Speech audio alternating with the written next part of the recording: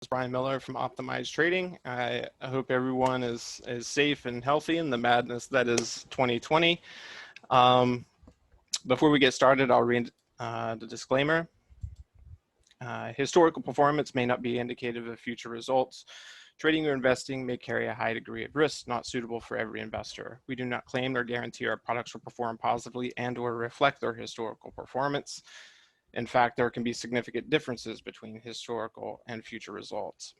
Investors should only choose to invest funds they can afford to lose without negatively impacting lifestyle. And please carefully review every trading product or service before activation. Please consult your investment professional before selecting any trading or investing strategy to ensure it meets your investment objectives and risk tolerances. No representation or advice is being made, as this presentation is for educational purposes only. So a little about our firm. Optimized Trading was founded in 2014. The principals, myself and Robert Spears, we agreed to merge our respective disciplines to design, develop, and offer adaptive investment solutions encompassing multiple edges for individual and institutional investors. Our combined experience over 40 years in the financial markets has provided us great insight into creation of unique dynamic concepts and ideas to navigate, obviously, what is a constantly changing environment. So a little more about myself. I started trading in 2008. I have an electrical engineering background. Started trading from a discretionary basis and then really dove into quantitative and systematic development in 2009, 2010. And then I met my business partner in late 2013. We realized that we could accomplish more together than we could individually. He focuses more on customer relations, or investor relations, more of the COO aspects of our company. And so, you know, really when we started our firm, we wanted to step back and realize how other quant firms fail. What are the risks typically associated with systematic trading or quantitative models, and really focused, instead of trying to increase or improve net profit, we really focused on risk mitigation processes from both a strategic, conceptual, application perspective. And so a little about our process. Everything really starts with data. Everything is data driven, and that boils down to the several specific or initial categories. First is your performance and risk objective, what you're wanting to accomplish with a product, the market, asset, frequency, strategic concept matching. Basically, you don't want to take. We don't come from the philosophy that you take a strategic concept and then you force it onto a market through application of varying filters or conditional statements, and so trying to overfit it. What works on one market doesn't always work on on other markets. So we really don't prescribe to the trending philosophy of as far as a systematic application. Variation of value exploited. It really comes down to being able to identify what type of value is best to be exploited within the current market environment and substructure. Not only that, but the characteristics that are typical within that asset. Alternative objective, and this is more from a portfolio perspective, such as a correlation or diversification, and then outcome diversification. So outcome diversification is really important, and every investment advisor will tell you, how critical diversification is, from both, what's maintained within a portfolio, what's included, the strategies that are deployed. But from a systematic perspective, it really gives us additional ways to diversify outcome, and how that is applied is through being able to exploit multiple strategic concepts within a single structure. So you're actually deploying multiple sources of alpha or smart beta within a single systematic concept. and being able to exploit multiple variations of value, such as reverting, momentum, cyclical, random, etc. And so, we also try to look at the market through different and unique perspectives. And with that, we try to apply some alternative analytics, characteristic behavior analysis, cyclic session frequency patterns, analytics to strategic concept. Not every analytic is good for every strategic concept. So again, a lot of data and research goes into what combination of analytics best yield the most predictive result, also with the least amount of lag. Separation of supporting factors and pressures.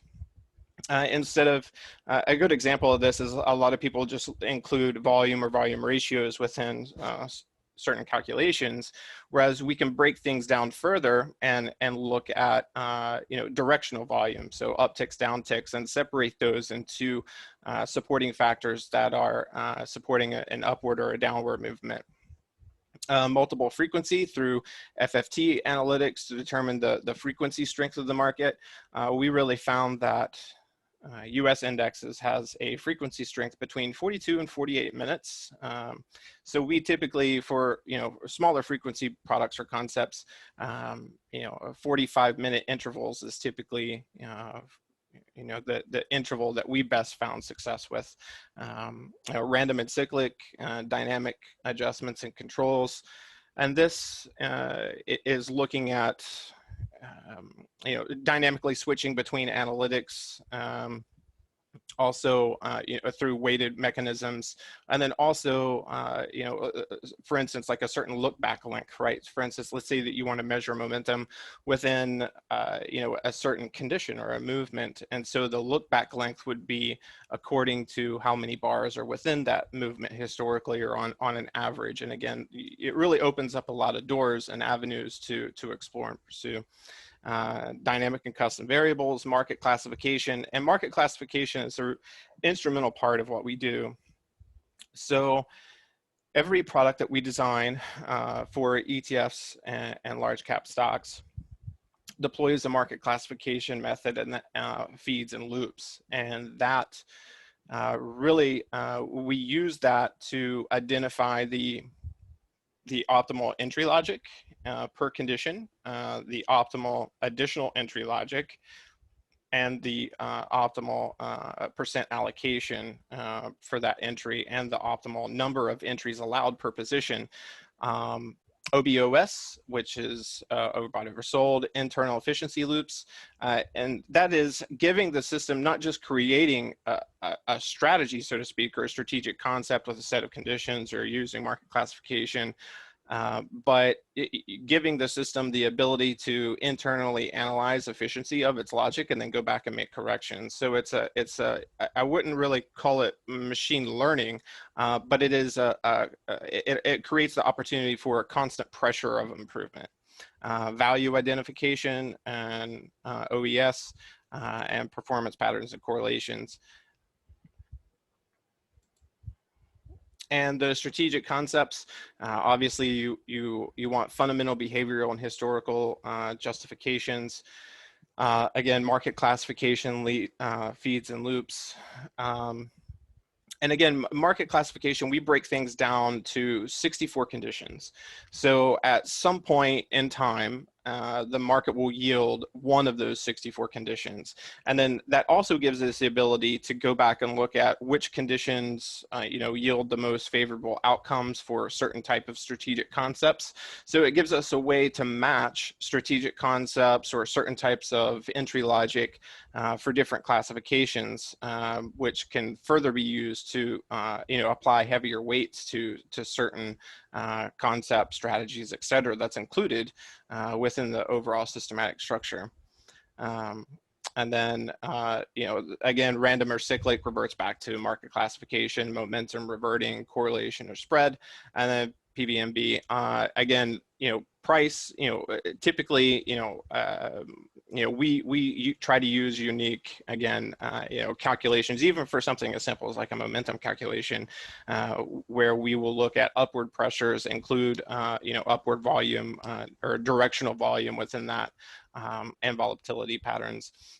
So the strategic concepts, I will also say, for our large cap and ETF products, they are fundamentally driven by I guess you could say a certain and unique perspective of game theory that's again reverting back to correlation. So we include some correlation analytics within our market classification methods, or within our conditional statements, and that again also dictates to us which concepts that we prefer to pursue, for at least first. Now, a lot of our concepts will work on as long as it's liquid, any liquid asset, as long as it maintains some, linear bias. But for the most part, we like, for a large cap stock, we like assets that maintain certain characteristics in systemic risk environments, and I'll go through that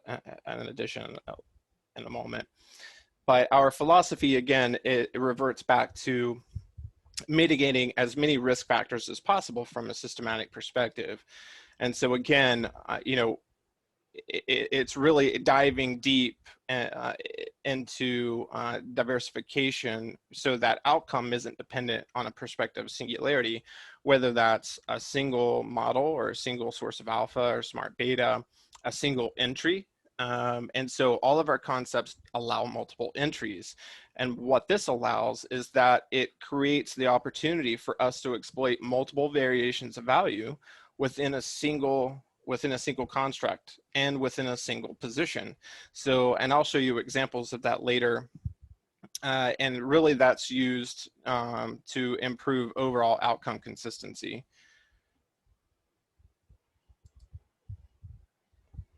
The systematic structures, first you have kind of the strategic concept, then you have market classification, which is optimal, used for optimal value identification, and it's also used for predictive analytics as well.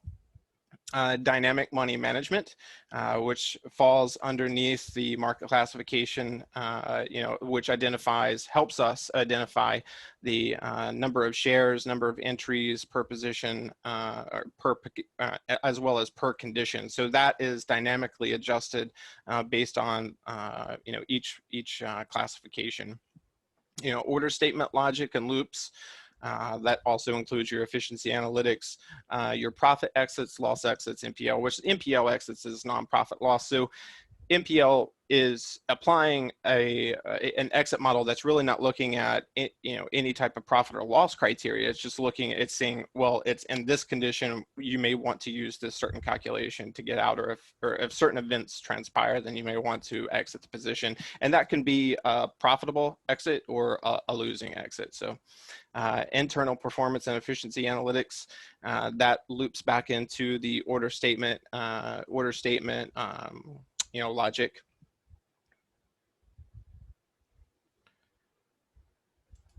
And the conceptual justifications, long-term linear bias, it's not just, we don't pursue penny stocks or the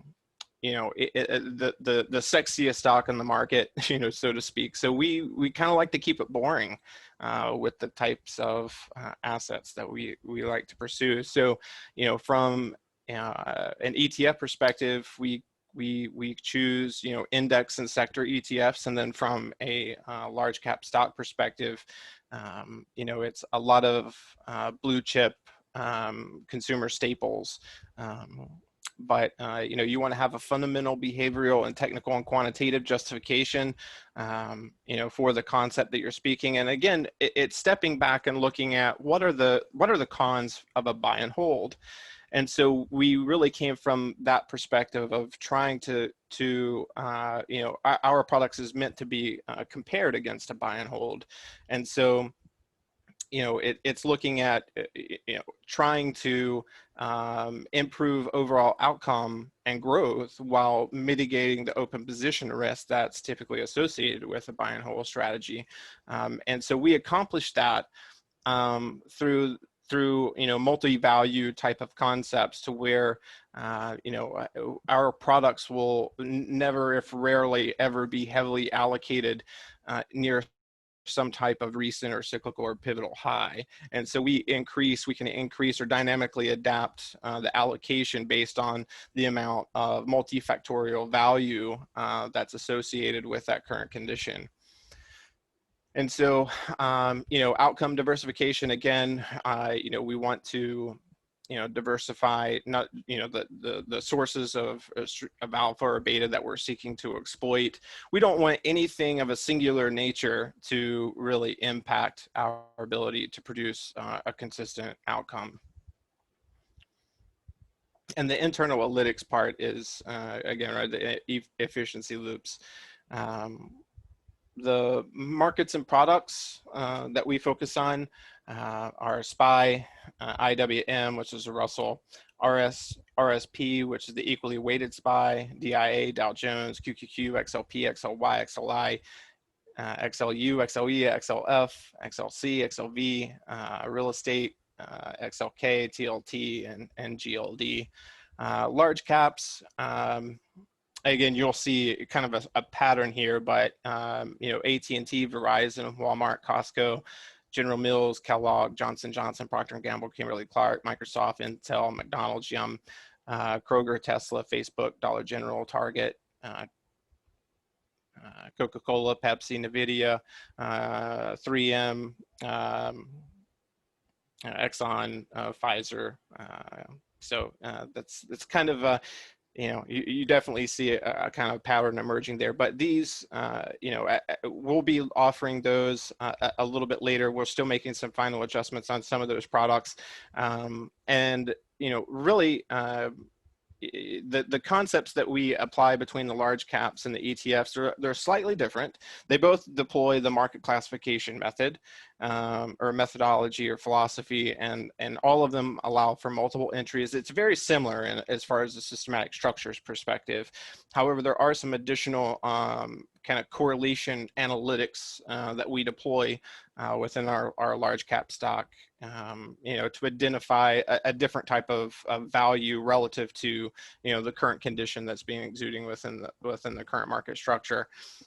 And again, another benefit of market classification, especially when you start syncing it up to optimal strategic concepts, is you develop the ability to look to see what strategic concepts may be optimal, a week from now or a month from now, because historically speaking, maybe, in condition, let's say 32, with model subset 32C, if that model performs very well for a certain amount of time, historically speaking, you can look back and say, well, the next optimal model from that point forward, if these conditions begin to reveal itself within the analytic structure, then maybe model 4A or 4B might be the best model. So it gives you some weighting options to pursue within that as well.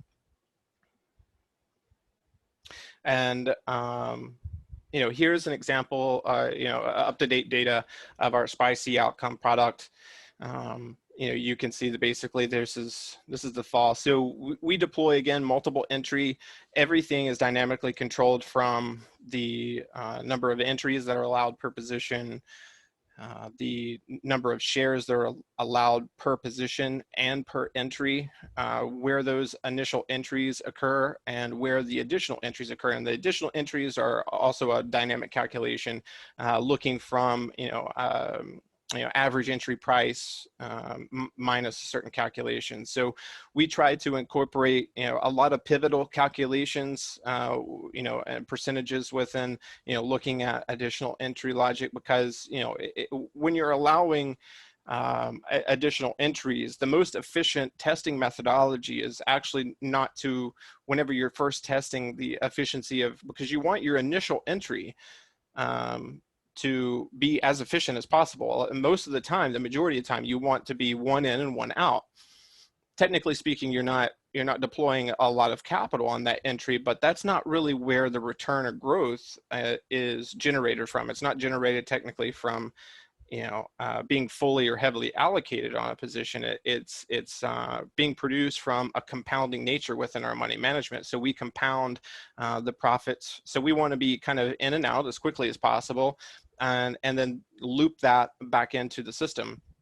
And so, but when we test this, we want to, as efficient as initial entry as possible. So we don't want the additional entries necessarily to be the reason why the system is profitable or produces a consistent outcome. We want it to kind of multiply or be a factor that helps mitigate risk of, randomness negatively impacting outcome. We want it to be kind of a supportive or a safety net type of structure, and not the main reason why the system produces a positive result.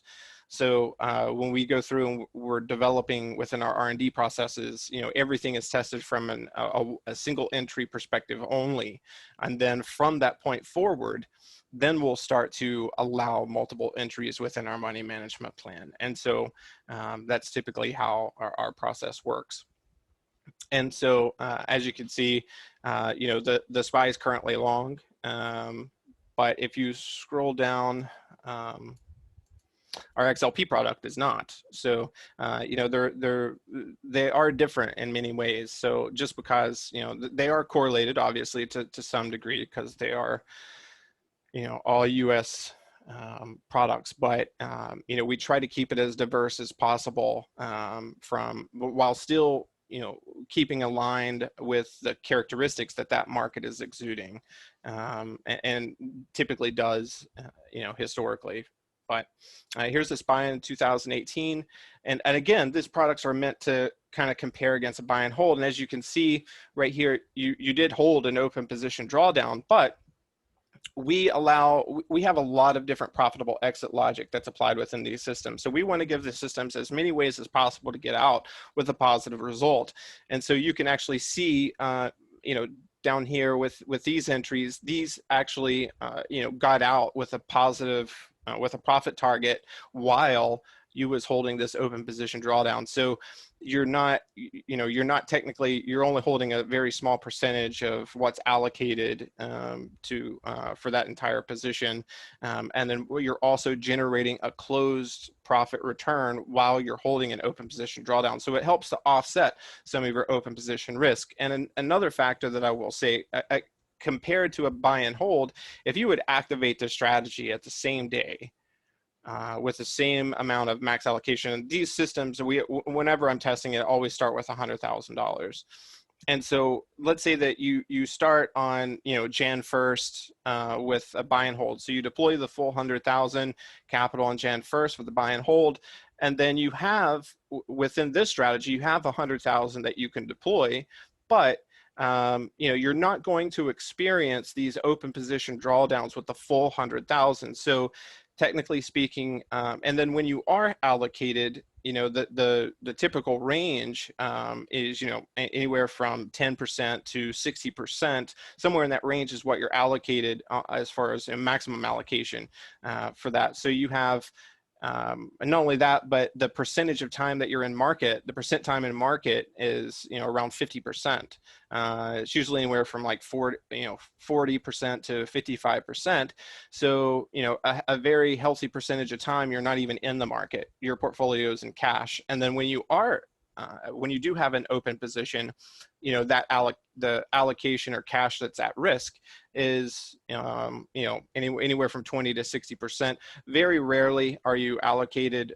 There are times when you're heavily allocated, above 80%, but it's not a common, a common trait for the strategy. We try to keep that as low as possible, because again, we don't want the allocation applied to be the reason for growth either. We kind of want trade frequency, which which also improves overall outcome consistency and predictability of outcome. It gets you familiar with the strategy more quickly. If the more frequently something is trading, the more quickly you see a result and familiarity with how the strategy should perform or will perform in certain environments. And so, we believe in offering or producing a product that has a healthy trade frequency, and that also reduces the risk of over optimization as it increases obviously the data points within. So if you have a strategy that's only producing 50 trades or 100 trades in the past 20 years, that's 100 data points or 50 data points or what have you that it could be more easily swayed by over optimization techniques within the R&D process. So we prefer to produce a product that has a very healthy trade frequency in every environment. So some environments are more beneficial than others, so we don't necessarily trade every single environment, but we do have logic for every environment. Now, not every time that logic is going to be met, obviously. Sometimes the value that's seeking in a specific market classification, the market may not come down that far. Typically we deploy limit logic for everything. Price must exceed that before you see a plot on the screen. So we're deploying a type of value concept even on a reverting value. So you can see this is kind of a momentum condition, right? But we're still buying on some type of minor pullback, and then the allocation there is not heavy either. So we're kind of light on the allocation, and then but we still want to be able to exploit that condition and take it for what it's worth and try to take out of the market what it's presenting while mitigating the risk, because the fact is you never know whenever the market's going to change direction. You never know what the market's going to do tomorrow. It can be very unpredictable. There is a level of somewhat stochastic level of randomness within the market. So we don't want outcome to be dependent on that single trade, right? And so these systems don't come with a set stop. They do come with stop logic or loss logic or loss exit models, but they don't come with like a stop loss. So they are, they typically will exit on a rebound, which can still exit, as a losing position, but it mitigates some of that on the way up. But that's our futures products. Obviously, we deploy max stop logic for positions because that's a heavily leveraged market. But for our ETF and large cap products, we don't deploy a set stop, so to speak. But this is during 2018, 2019. I think it might be a little bit of 2019, but you can see how some entries are in and out more quickly, how some entries may hold for a larger return. And all of that, again, so we apply our market classification to our exit logic as well. And so we, dependent on the current classification, we can, not only that, but matched up with very specific, the entry model itself, we can see what the optimal exit logic is for that model. So sometimes, a profit may be 20 cents. The next time it may be $2.50. So it's all dynamically adjusted and dynamic and relevant to historical relevance and justifications, whether based on market classification methods. But here is the SPY in 2008, 2009, proof that you can actually generate a positive outcome going long even in a downtrend. And then this, you'll see multiple entries here, and again, everything is dynamically adjusted, so not all of those are deploying the same or set amount of capital on each. But the close price is a divisor, so that does help drastically reduce or average down the position. So when the market does come back up, it really doesn't have to come back up very far before either the position is flat or an acceptable profitable for that position. And so we deploy logic that's both profit exit logic that's both that that maximizes return and then also mitigates risk. So that may accept any type of profitable outcome when conditions change. So You know, we got to deploy both logic there. You got to know when to kind of get out and take, you know, take just 20 or 30 cents, and then you know, wait for the next optimal opportunity. And so this is the SPY again, 2008, 2009. And then this is our XLP, which is consumer staples. Again, you know, that's not long, but the SPY is. And this is the closed return of that product. Everything again uses multiple entry logic. And then this is XLP 2018, 2019. And as you can see, you know, the percent amount in market is higher compared to, you know, like a futures product, or it's higher compared to maybe some other systematic strategies. But again, these are meant to compare against a buy and hold strategy. So, you know, our other products has a percent time in market around 30%, 35%. These are a little bit higher, again, around the 45 to 55% range. But again, the allocation on those as well is limited. You know, it's not, you know, it's not 100% allocated from entry one or from entry 1 to 5. So it kind of depends on the classification and what we're allowing for that to deploy as well on a per entry basis. So we break things down from a, you know, from an entry, from a condition to a position. So everything is very, a very detailed approach. And then this is XLP 2007, 2008. You can see, you know, even in reverting conditions, and this is another thing about multiple entry concepts, is that it gives you the ability to extract, you know, a positive result from the market, even without the market. So your outcome is not dependent on linear growth. So actually, our concepts work really, really well and you know, some type of reverting market condition. So the more trading activity that you see, you know, the in and out, in and out, in and out, that's really healthy for this type of product, for this type of concept. So you can see, even though that this is very choppy, and so we're extracting a lot of value there, you know, with these concepts, with the multiple entry concepts, which really give us the ability to increase the overall consistency. It gives us the ability to outperform, extract additional value from the market that's not dependent on linear growth, which it detaches your correlation from a traditional portfolio. And then it also increases the rate that the system is compounding. So it's a win-win. And let's see, this is XLU, see outcome. Again, this just opened to close a position just the other day. And again, all three of these products, we have considerable out of sample results dating back to last year for these.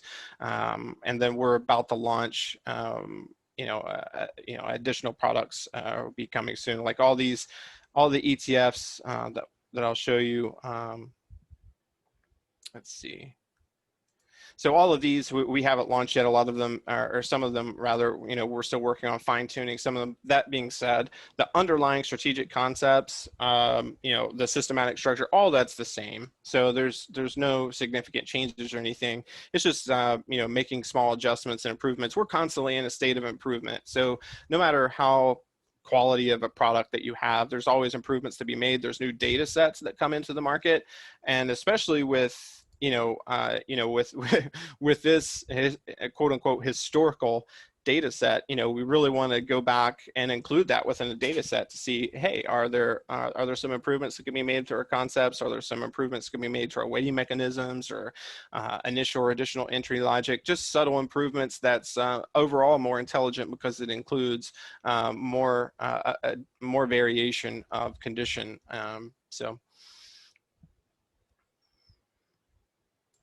But this is the XLU, which is utilities.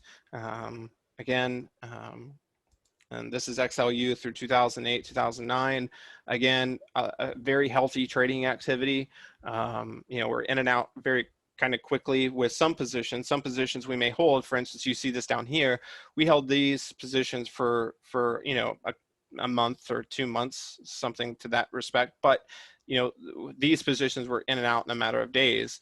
And so you're actually still generating, again, a closed return, which helps offset any open position risk that you may yield with these positions. So, and it also helps, obviously diversify and improve outcome consistency, because again, you're not, you're not exiting with a stop loss here, and you're not dependent on these 3 entries to produce outcome, or a single entry to produce outcome. So, and then again, here's an example of AT&T.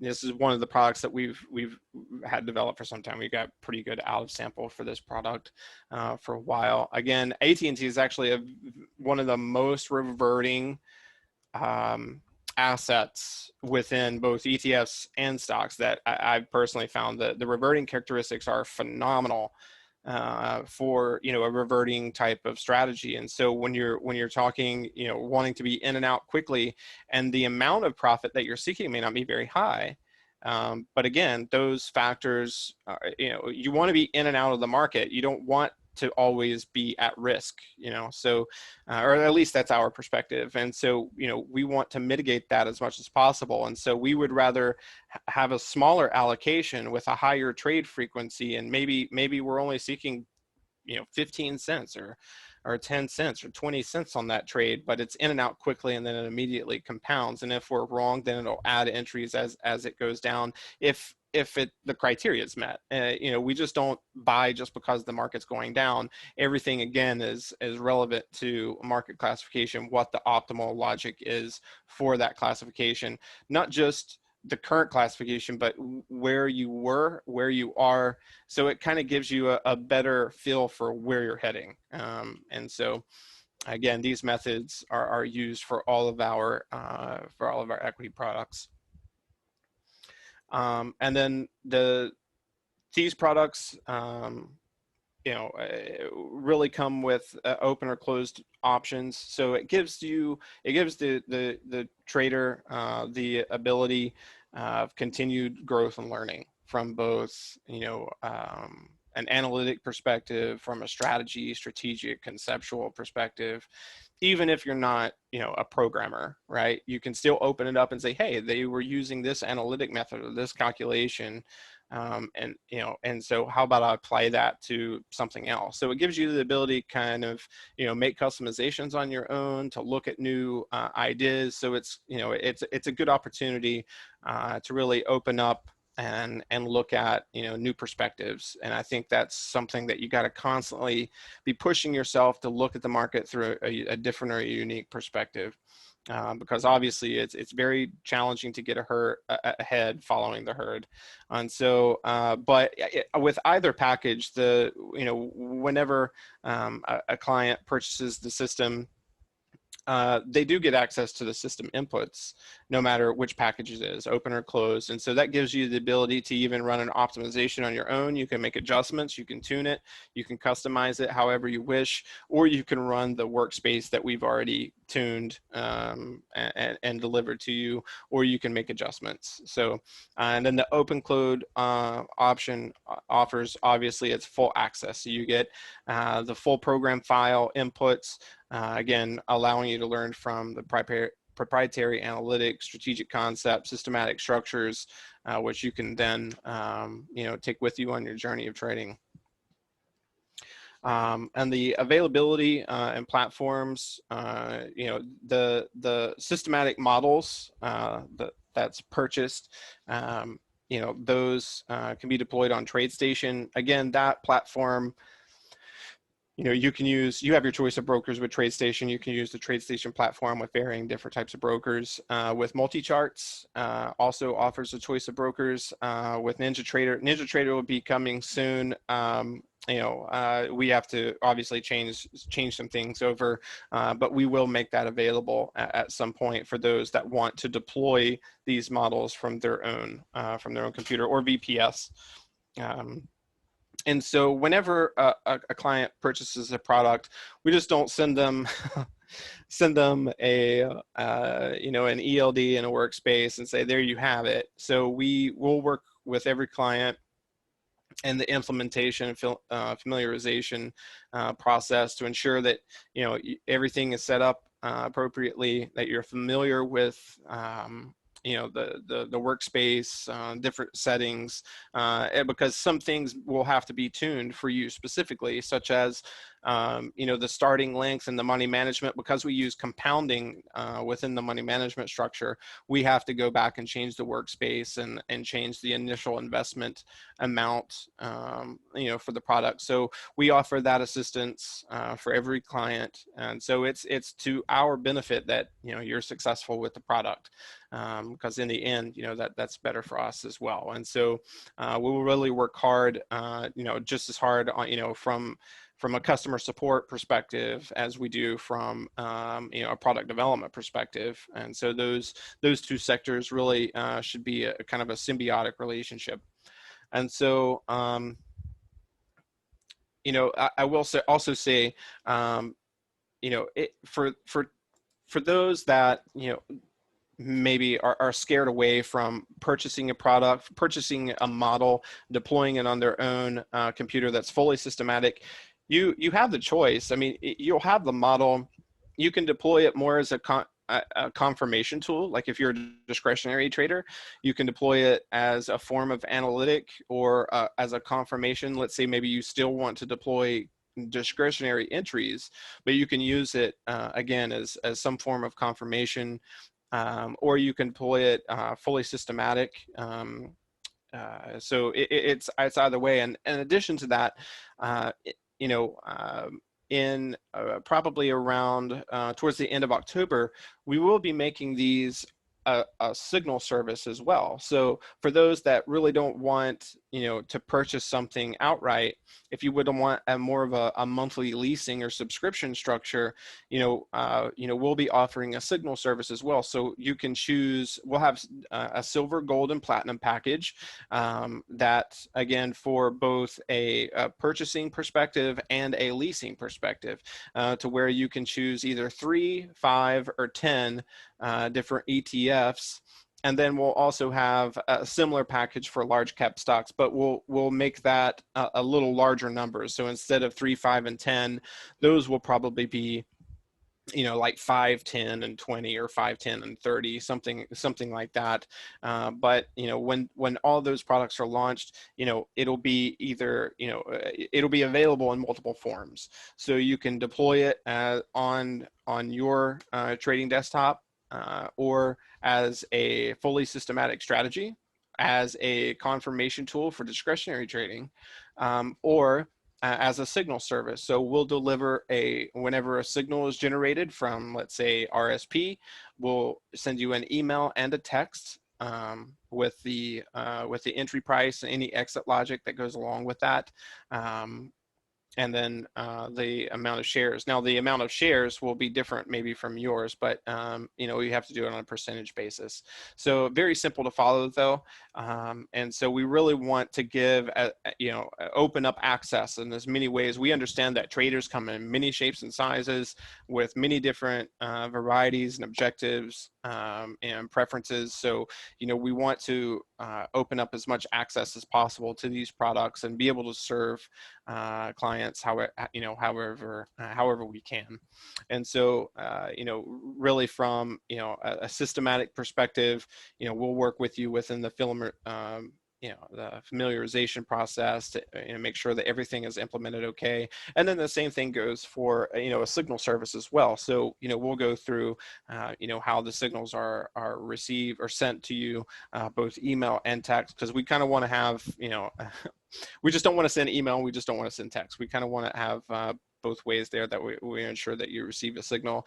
And then those are kind of easy to follow, because our models, the logic, we apply those to a daily bar, right? And so the logic updates at the close of every day. So if you have an open position, let's say an RSP, then the profit target today may be 25 cents, right? Well, when the market closes, that profit target may identify a new condition, right, that says, well, let's extend that out to $1 10 cents.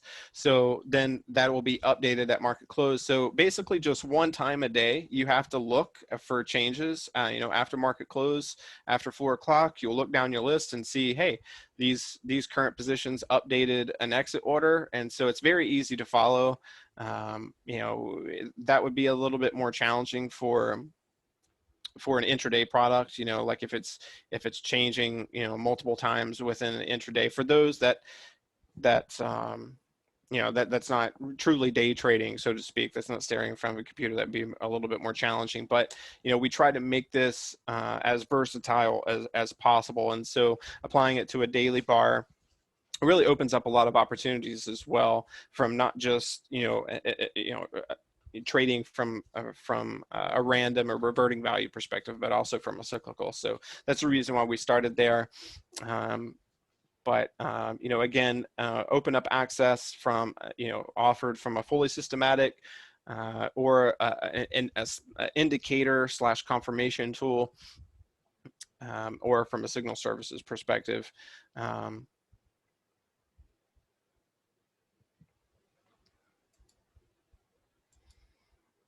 And so, if you have any problem or, any questions, you can reach out to Brian at Optimized Trading or Robert at Optimized Trading. There are the phone numbers that are available. We're around, all the time. We're workaholics. We love what we do. So I'm constantly in the process of developing new concepts. So anytime you have a question about a product, a concept, what different products may be best together for, certain purposes or objectives, we'll give you the list, the rundown of personal opinions, not investment advice, but again, kind of the foundation of each concept and what may work best together or be least correlated. It kind of depends on, again, varying preferences, objectives, but that's the reason why we really wanted to have a strong offering and products and services or accessibility. And so we wanted to be able to create a product line that really outperforms buy and hold and in almost every area. So from a risk mitigation perspective, from a strategic conceptual portfolio and hold position, percent time in market, risk allocation or capital at risk, and then also be able to mitigate as many factors of risk as possible that's typically associated not only with buy and hold strategies but also systematic models, but also without compromising growth potential and outcome consistency, and with short times in between new equity highs. And so we really wanted to create, quote unquote diversification. We wanted to take that kind of light years ahead of just, well, okay, I've got all the sectors covered. I've got I've got customer staples, and I've got technology and healthcare and energy and financials, or but being able to diversify that from a strategic perspective, from a type of value that's being exploited perspective, from a multiple entry perspective. And so we really wanted to take that, a kind of diversification philosophy kind of light years beyond. And again, the systematic approach allows us, and the philosophy that we deploy allow us to do that. But the ETFs, once we're fully launched, we'll have a really broad range of ETFs. Again, the TLT and the GLD is a good add to diversify these other equities. And then the large caps, for the most part, you'll see that they're all large cap dividend kind of blue chip type of stocks, except for like Facebook and Tesla. But we wanted to add a few in there that may be a little bit more popular. And so the other aspect is if you have an asset that's a preference to you, that you want, that you're dead set on deploying within your portfolio, probably around Halloween, from that time forward, we'll make customization, an offer for that service. So, if you want a specific asset, you wanted to see what our products are included, we can definitely include that, develop a product, take our concept, apply it to the market, and then see where we go from there. But if we have any questions, I'd be more than happy to answer. And then again, feel free to reach out anytime.